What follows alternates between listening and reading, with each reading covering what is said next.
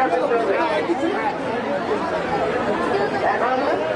আরো দেখা যাবে, তারপরে দেখা যাবে খালি চোখে। এখন পুরাপুরি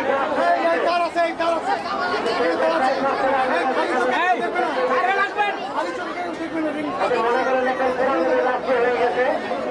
গাছপালা সব কিছু দেখা যাচ্ছে, আকাশের তারা দেখা যাচ্ছে। দেখেন এই আকাশের তারা দেখা যাচ্ছে, আপনারা তারা দেখেন, তাতে মনে করেন রাত্রি হয়ে গেছে।